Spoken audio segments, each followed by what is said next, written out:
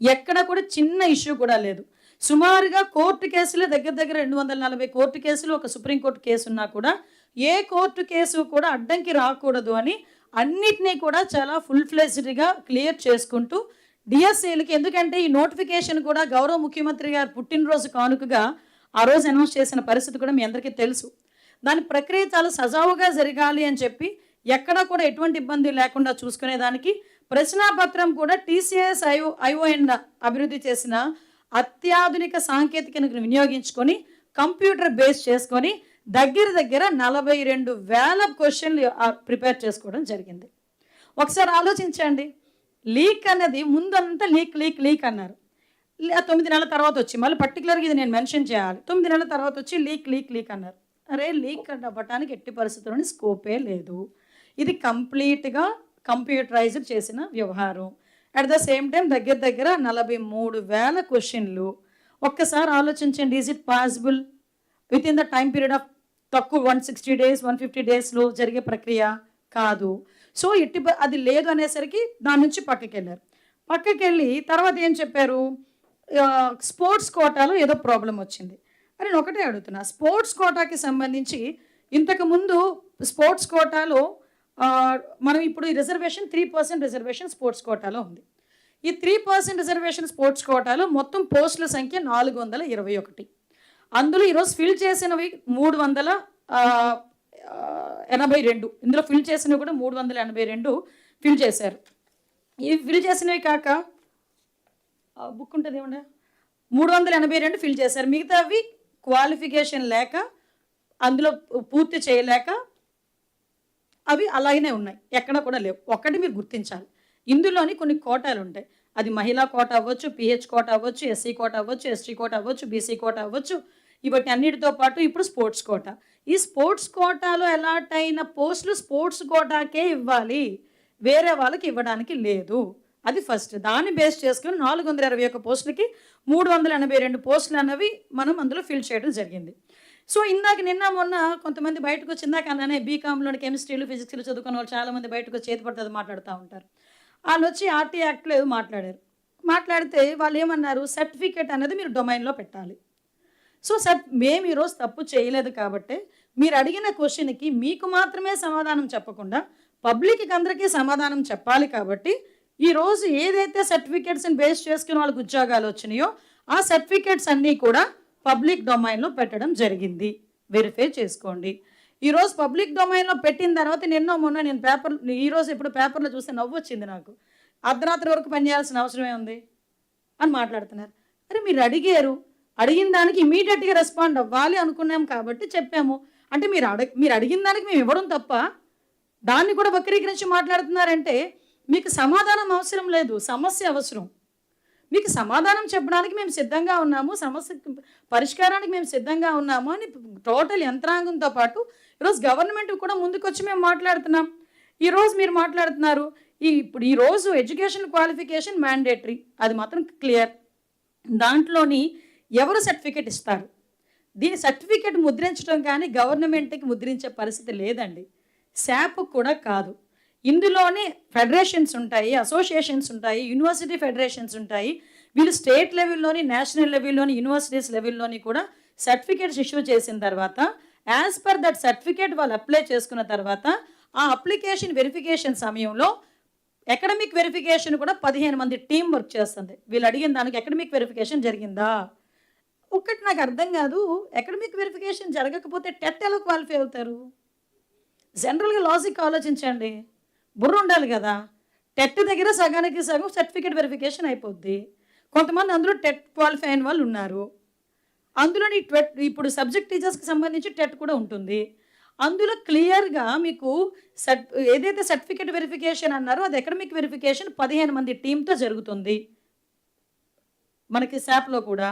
Next ఈ verification ఏదైతే sports కోటాలోని certificate కూడా ఆ వెరిఫికేషన్ ఏదైతే ఫెడరేషన్స్ ఉన్నాయో మళ్ళీ జెన్యూనిటీకి ఆ ఫెడరేషన్కి పంపించి వాళ్ళు ఓకే అన్న తర్వాత మాత్రమే లిస్ట్ అన్నది డిపార్ట్మెంట్కి వస్తుంది. అప్పుడు మాత్రమే హారిజెంటల్ రిజర్వేషన్స్ బేస్ చేసుకొని పెట్టడం జరిగింది. ఇక్కడ మాట్లాడితే హారిజాంటల్ రిజర్వేషన్ గురించి మాట్లాడతాడు ఒక పెద్ద మనిషి వచ్చి. హారిజాంటల్ రిజర్వేషన్ ఎప్పుడు వచ్చిందో తెలుసా? అసలు మీరు సెక్రటేరియట్ ఉద్యోగాలు చేశారు కదా, తీశారు కదా లాస్ట్ గవర్నమెంట్లో, అప్పుడు కూడా హారిజాంటల్ రిజర్వేషన్ బేస్ చేసుకొని చేశారు. నాకు తెలిసి GO number 77 I think so, GO number 77 I think 2022లోనే వచ్చినట్టుంది జీవో నెంబర్ 77. ఇదిగో ఆ జీవో నెంబర్ 77 హారిజాంటల్ రిజర్వేషన్. అది హారిజాంటల్ రిజర్వేషన్లోనే ఇప్పుడు కూడా డిఎస్సి ప్రక్రియ కూడా మొత్తం కొనసాగింది. అందులో ఎక్కడా కూడా ప్రాబ్లం రాలేదు. సో ఓవరాల్గా ఇక్కడ వీళ్ళు చేస్తున్న ఏదైతే కొంతమంది ఇద్దరు ముగ్గురిని తీసుకుని వచ్చి ఇలా ఇచ్చేశారు అలా ఇచ్చేశారు అని చెప్పేసి మాట్లాడుతున్నారు. అంటే ఇందులోని కూడా మేము అబ్జర్వ్ చేసుకుంటే అంటే ప్రతిదానికి ఒకటేంటంటే వీళ్ళ పరిస్థితి ఎలా ఉందంటే గుడ్డ కాల్చి మొహాన్ని పెడితే వాళ్ళే తుడుచుకుంటారు, ఏదో అంటారు కదా, గుడ్డ కాల్చి మొహం మీద పడేస్తే వాళ్ళు తుడుచుకుంటారని కాన్సెప్ట్. కానీ మేము తుడుచుకునే పొజిషన్లో లేవు.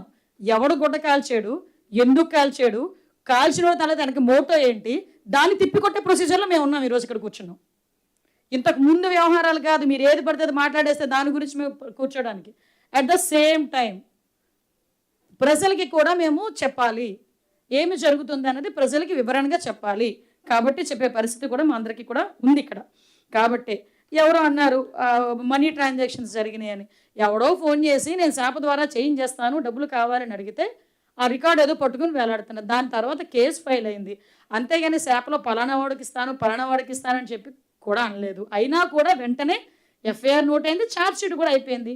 మనకి ఇన్వెస్టిగేషన్ కూడా రెడీ అవుతుంది. అట్ ద సేమ్ టైం ఇంకొక కేసు ఏదో చెప్పారు, అంటే ఎలిజిబిలిటీ కోర్టు కేసులు ఉన్న వాళ్ళకి ఇచ్చారు అని. కోర్టు కేసు ఉందా లేదా, ఈవెన్ పాస్పోర్ట్ ఆఫీస్కి కూడా మనం వెరిఫికేషన్కి వెళ్తే నీ మీద కేసు ఉందా, కోర్టులో కేసు ఉందా అనేది పోలీస్ డిపార్ట్మెంట్ వాడు ఇవ్వాలి. పోలీస్ డిపార్ట్మెంట్ వాడు బేస్ చేసుకొని అక్కడ పాస్పోర్ట్ ఆఫీసర్ పాస్పోర్ట్ ఇష్యూ చేస్తాడు. అంతే తప్పించి పాస్పోర్ట్ ఆఫీసర్ వెళ్ళి దాని మీద కేసు ఉందా, ఆవిడ మీద కేసు ఉందా, లేకపోతే అతని మీద కేసు ఉందా అని మాత్రం మాట్లాడరు. ఆ రోజు అక్కడ విజయనగరం ఎస్పీ చాలా క్లియర్గా ఈవిడ మీద ఎటువంటి ఎఫ్ఐఆర్ లేదు, ఎటువంటి ఇన్వెస్టిగేషన్ జరగట్లేదని సర్టిఫై చేసిన తర్వాతనే ఆ పోస్టింగ్ కూడా వెళ్ళింది. ఇలా చెప్పుకుంటూ పోతే వాళ్ళు అడిగిన ప్రతి దానికి కూడా మా దగ్గర మీకు ఇందాకే చెప్పాను అకాడమిక్ క్వాలిఫికేషన్ గురించి. 15 మంది టీం వెరిఫై చేయాలి, సర్టిఫై చేయాలి. ఈరోజు మీకు పబ్లిక్ డొమైన్లో కీ దగ్గర నుంచి మెరిట్ లిస్ట్ వరకు ప్రతిదీ కూడా సెలక్షన్ లిస్ట్ వరకు పెట్టుకొని హారిజాంటల్ రిజర్వేషన్ ప్రకారం విత్ ట్రాన్స్పరెన్సీ మేము చేసాము. ఇంకొకటి నాకు ఇప్పటికీ అర్థం కానిది ఏంటంటే ఇప్పుడు ఇంకొకటి ఏదో something court order, as per court order కూడా కొన్ని చేయాల్సి వచ్చింది, చేసాము. వీటన్నిటికీ మించి నేను కొంతమంది పెద్ద మనుషులు బయటకు వచ్చి అంటే వీళ్ళు టీచర్ని దాన్ని ఏమంటారు, మన మందు షాప్ ఉంది, అది లిక్కర్ షాప్స్ ముందు కర్రలు పెట్టుకుని ఉంచని లైన్లు కూడా, అంటే లిక్కర్ కొనుక్కునే వాళ్ళని కూడా లైన్లో ఎలా పెట్టాలి అన్నది టీచర్లను పెట్టి లైన్లో పెట్టించిన ఘనత కలిగిన వ్యక్తులు ఆ బ్రిడ్జ్ స్పోర్ట్స్ గురించి మాట్లాడతారు. నిన్న ఈ బ్రిడ్జ్ స్పోర్ట్స్ గురించి మాట్లాడేటప్పుడు యాక్చువల్గా ఒక జీవో ఒకటి ఉంది సెంట్రల్ గవర్నమెంట్ ఇచ్చిన. ఈ central government ministry of personal public grievances pensions and department of personal and training, government of ఇండియాలో కూడా కొన్ని స్పోర్ట్స్ని ఆథరైజ్డ్గా తీసుకోవచ్చు అని చెప్పి అది గవర్నమెంట్ ఆఫ్ ఇండియా ఇచ్చిన దాంట్లో ఇది one of the bridge sport కూడా వన్ ఆఫ్ ద స్పోర్ట్. ఇందులోని మీకు విషయం తెలియదు ఏంటంటే ఏషియన్ గేమ్స్లో కూడా వీటిని పెట్టారు తెలుసా మీకు.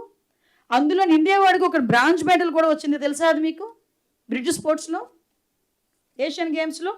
మీకు ఇంకో విషయం, ఏ స్పోర్ట్స్ అయినా ఎప్పుడైనా ఎందులోనైనా ఎలా చేయొచ్చు. కొన్ని సందర్భం ఇప్పుడు ఒలింపిక్ గేమ్స్లో కూడా క్రికెట్ని ఎలా యాడ్ చేయాలన్న ఒక ఆలోచనతో కూడా ఉన్నారు. అంటే ఈరోజు ఎందుకు పెట్టారు, ఎందుకు చేయాలి, చాలామంది ఎక్స్పర్ట్స్ కూర్చొని చేసిన దాన్ని ఈరోజు ఇంప్లిమెంట్ చేయాలి. కాబట్టి ఈరోజు గవర్నమెంట్ ఇచ్చిన అథారిటేటివ్ లిస్ట్లో అది ఉంది. వీటితో పాటు చాలా గేమ్స్ ఉన్నాయి అందులోని, ఈ బ్రిడ్జ్ స్పోర్ట్స్తో పాటు చాలా గేమ్స్ ఉన్నాయి అందులోని.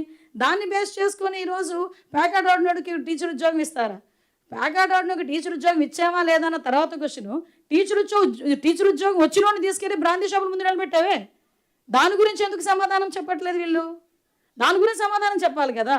ఇంకా టీచరే అవ్వలేదు, వాళ్ళ గురించి మేము మాట్లాడుతున్నాం. టీచర్ అయ్యి ఒక ప్రొఫెషనల్ ఉద్యోగంలో ఉండి ఒక దాని గౌరవప్రదమైన ప్రొఫెషన్లో ఉండి ఈరోజు వెళ్ళి బ్రాందీ షాపుల ముందు కూర్చోబెట్టి వాళ్ళ రాజకీయాల కింద ఉపయోగించుకునే పరిస్థితులు కనిపించలేదా ఈరోజు చాలా క్లియర్గా మేము చెప్తున్నాం.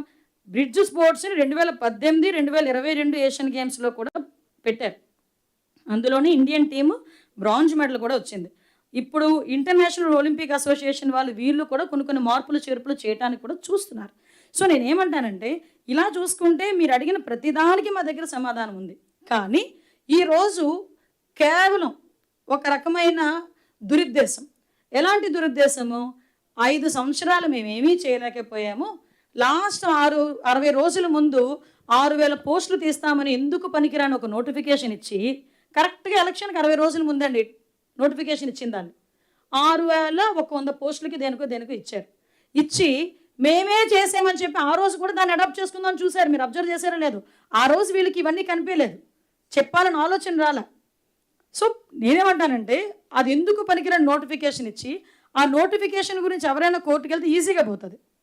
కానీ దాన్ని అప్పుడు క్యాన్సిల్ చేసి గౌరవ్ లోకేష్ గారు ఏది కూడా తక్కువకి ఇవ్వలేదే, మళ్ళీ 16,000 పోస్టులు ఆ రోజు క్రియేట్ చేయడానికని చూసి ఈరోజు మా సూపర్ 6లో వన్ ఆఫ్ ద ప్రామిస్ అది. ఈరోజు చాలామంది డిఎస్సి యువత అభ్యర్థులందరూ చాలామంది గౌరవ్ లోకేష్ గారిని వచ్చి అడిగిన పరిస్థితి, ఉద్యోగ అవకాశాలు ఇవ్వాలనే నేపథ్యంలో మేము చేసిన పొజిషన్స్ అవి. సో కంపల్సరీగా మంచిగా చేయాలనే ఉద్దేశంతో ఆ రోజు మేము ట్రాన్స్పరెంట్గా ఎక్కడ ఒక చిన్నది కూడా మీకు తెలుసో లేదో, మీ తాలూకా వాళ్ళు ఎవరైనా అడిగారో లేదో చెప్పండి. ఏ రాజకీయ నాయకుల దగ్గరికి వచ్చి ఎవరు కూడా ఒక కానిస్టేబుల్ పోస్ట్ ఇప్పించండి అని కానీ, ఒక టీచర్ పోస్ట్ ఇప్పించండి అని కానీ ఎవరు కూడా రికమెండ్ చేయలేదు. చేసిన అవమాన సంగతి తెలుసు, ఎందుకంటే గవర్నమెంట్ అంత ట్రాన్స్పరెంట్గా మేము పనిచేసాం. దానికి ఈరోజు మీరు బయటకు వచ్చి ఇష్టానుసారంగా ఎలా పడితే అలాగ మాట్లాడేసి చేసేద్దామంటే ఈరోజు జనాలు కూడా నమ్మే పరిస్థితుల్లో లేరు. ఈరోజు మేము చాలా ట్రాన్స్పరెంట్గా పనిచేసాము. ఈరోజు డిఎస్సి నోటిఫికేషన్ ఇవ్వడంలో కానీ, డిఎస్ అభ్యర్థుల్ని సెలెక్ట్ చేయడంలో కానీ గౌరవ ముఖ్యమంత్రి గారికి ఉన్నంత ఎక్స్పీరియన్స్ ఇంకెవరికీ లేదు. ఇంకో విషయం చెప్పాలి, చిన్న ఎగ్జాంపుల్, గ్రూప్ 1 పెట్టారండి వీళ్ళు లాస్ట్ గవర్నమెంట్లో.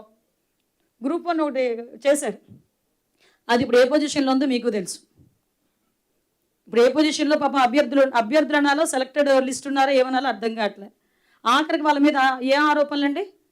డ్రైవర్ల చేత కండక్టర్ల చేత కూడా దిద్దించారన్నది ఆరోపణలు, ఆటో డ్రైవర్ల చేత కూడా. ఆఖరికి ఈరోజు పరిస్థితి ఏంటి? ఈరోజు డిఎస్పీల కింద ట్రైనింగ్ అయ్యారు, ఆర్డీఓలు అయ్యారు మొన్నటి వరకు, వాళ్ళందరూ ఈరోజు అగమ్య గోచరం. అలాగే చంద్రబాబు నాయుడు గారి హయాంలో ఒక్కరిని చూపించండి అలాగా సెలెక్ట్ అయ్యి ఇంట్లో కూర్చున్నామండి అనుకున్న వాళ్ళని. సో నేను ఒకటే చెప్తున్నా, ఈరోజు మాకు చిత్తశుద్ధి ఉంది, మేము ప్రజలకి జవాబుదారీతనం, మేము ప్రజలకి జవాబు చెప్పాలి. ఈరోజు మేము అనుకున్నట్టుగా మేము చేయటానికి, ప్రజలకు మంచి చేయడానికి మేము సిద్ధంగా ఉన్నాం. మీ నోటుకు వచ్చినట్టు రాస్తాము, నోటుకు వచ్చినట్టు మాట్లాడతాము, ఎలా పడితే అలా మాట్లాడతామన్నా మేము ఒకటి సమాధానము చెప్తాం, దానికి తగినట్టుగా ప్రజలకు అర్థమయ్యే విధంగా మేము సమాధానము చెప్తాం. అదేవిధంగా అంతకు మించి జనాలను ఇబ్బంది పెట్టే దృష్టిలో కానీ ఈరోజు ఏంటంటే వీళ్ళ ఉద్దేశం ఏంటంటే ఆ గ్రూప్ 1 అభ్యర్థులకు సంబంధించి చిన్న రప్చర్ అయింది కదా, యాజ్టీజ్గా ఇలాంటి ఎలిగేషన్స్ పెడితే 16,000 కుటుంబాలు రోడ్డుకి ఎక్కేస్తాయి అని వాళ్ళ ఆలోచన. కానీ వాళ్ళందరూ కూడా చాలా హ్యాపీగా ఉన్నారు, వాళ్ళందరూ మంచిగా ఉద్యోగాలు చేసుకుంటున్నారు. 1 సంవత్సరం అయిపోతుంది వాళ్ళకి ఉద్యోగ సర్వీస్, 1 సంవత్సరం అయిపోతుంది ఈరోజు. కాబట్టి నేను కూడా మళ్ళీ చెప్తున్నా, డిఎస్సి లాంటి దాంట్లో ఎటువంటి అవకతవకలు చంద్రబాబు నాయుడు గారి టైంలో జరగలేదు. దానికి బెస్ట్ ఎగ్జాంపుల్ నేనే. ఏ పరిస్థితుల్లో సెలక్షన్ జరుగుతుందో కూడా నాకు తెలుసు. కాబట్టి దయచేసి ప్రజలు కూడా అర్థం చేసుకోవాలి. అట్ ద సేమ్ టైం ప్రతిపక్షాలు కూడా కొంచెం తెలివితో ప్రవర్తిస్తే కొంచెం వాళ్ళకి కూడా నాకు అర్థం కాదండి. బొత్స సత్యనారాయణ గారు చాలా సీనియర్ లీడర్, ఆయన కూడా బ్రిడ్జ్ స్పోర్ట్స్ గురించి ఏమీ తెలియక అలా మాట్లాడితే నేనేమంటానంటే, ఉత్తరాంధ్రలోని ఎంతో కొంత అందరికీ తెలిసిన నాయకుడు ఆయన, విద్యాశాఖ మంత్రి చేశారు. అటువంటి వ్యక్తి తన క్రెడిబిలిటీ కాపాడుకోవడానికైనా జగన్మోహన్ రెడ్డి ఏం చెప్తే అది చెప్పడం మానేసి కొంచెం మెచ్యూర్డ్గా మాట్లాడుంటే నిజంగా మేమందరం కూడా చాలా హ్యాపీ ఫీల్ అయ్యేవాళ్ళమే. నిజంగా ఒక్కొక్కసారి ఆలోచిస్తుంటే అంత సీనియర్ లీడర్లు కూడా ఎందుకు ఇలాంటి ట్రాపుల్లో పడుతున్నారో నాకైతే అర్థం కావట్లేదు. Thank you.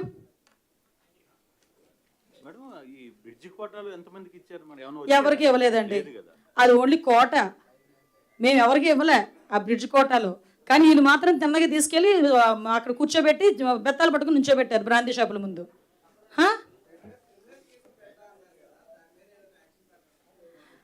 అమ్మ మేము ఒకటి ఏంటంటే, ఏదైనా ప్రభుత్వానికి సంబంధించిన రిపోర్ట్ని కానీ ప్రభుత్వానికి సంబంధించిన ఇష్యూస్ని కానీ తప్పుడు ప్రచారాలు చేస్తే కంపల్సరీ క్రిమినల్ కేసెస్ ఉంటాయి. ముందు మేము ఎందుకు ఫైల్ అవ్వ, అన్నీ ఫైల్ అవుతాయి. ఎందుకు కంగారు? మీరు చాలా కంగారుగా ఉన్నట్టున్నారు వాళ్ళ మీద కేసులు ఫైల్ చేయించడానికి.